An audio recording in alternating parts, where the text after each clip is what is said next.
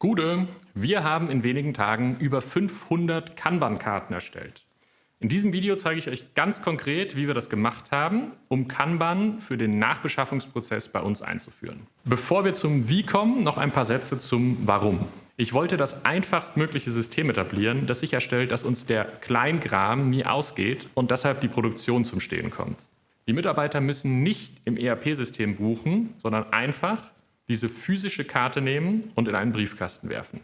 Eine super konsequente Umsetzung davon habe ich vor ein paar Jahren bei der Firma Yellow Tools gesehen. Ich verlinke euch ein paar Videos. Das ist eine super geile, hocheffiziente Firma, die Kanban absolut konsequent umgesetzt hat. Die gesamte Firma wird dort mit physischen Karten gesteuert, sowohl für Bestellungen von Material als auch für die internen Fertigungsaufträge.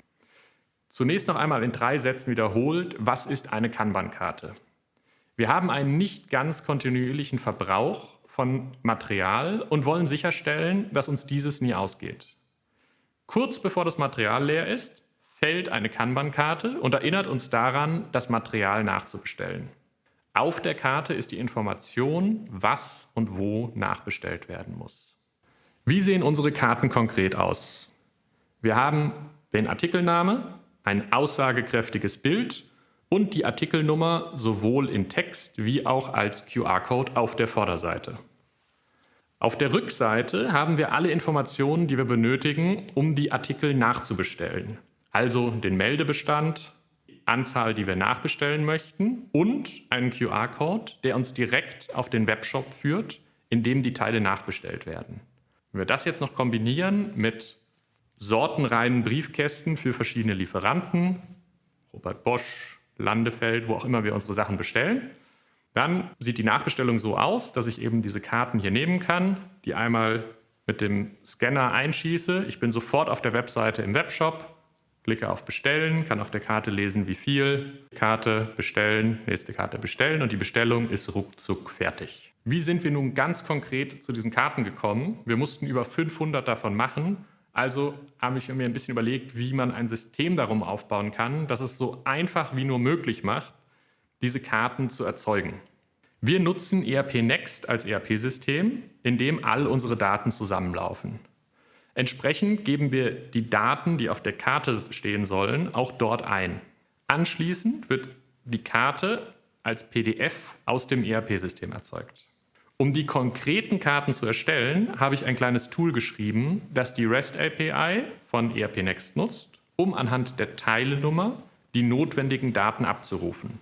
Das Tool selbst ist eine kleine Webseite, in welche der Benutzer die Artikelnummern eingeben kann, für die die Karten erzeugt werden sollen. Da wir auf unseren Labels auch schon die Artikelnummer als QR-Code haben, können wir einfach mit unserem drahtlosen Barcode-Scanner durch das Lager gehen und die Artikel scannen, für die wir eine Karte erzeugen wollen.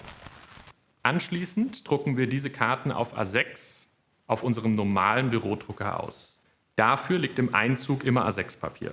Und nun möchte ich noch einmal den gesamten Durchlauf vom Anlegen eines neuen Artikels bis zum Erstellen der Kanban-Karte hier ganz konkret zeigen. Wir scannen die Barcodes mit den Artikelnummern von den verschiedenen Lappen hier ein, drücken auf Erzeugen, haben ein PDF, was wir nun ausdrucken. Diese Karten müssen nun einmal in der Mitte gefaltet werden.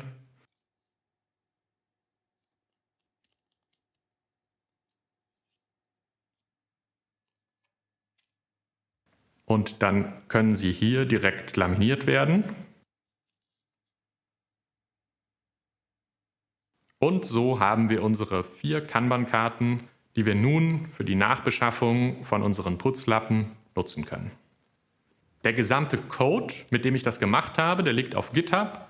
Link ist hier in der Beschreibung, den könnt ihr euch anschauen, ist alles Open Source und könnt ihr gerne nutzen, um das entweder in ERP Next für euer System zu nutzen oder für euer ERP-System umzuschreiben. Wenn ich sage, ich habe das programmiert, ist das auch schon ein ziemlich großes Wort, denn das meiste davon habe ich ChatGPT beschrieben und dem gesagt, was ich denn genau haben möchte. Der meiste Code, der da steht, kommt von ChatGPT. Vom Design des Systems war mir wichtig, dass es die Mitarbeiter so einfach haben wie nur möglich, die Karten zu erstellen, damit wir dies bei neuen Artikeln einfach schnell miterledigen können. Ich werde in diesem Kanal noch weitere praxisnahe Umsetzungen zeigen. Wenn euch das interessiert, abonniert den Kanal. Bis zum nächsten Mal. Ciao.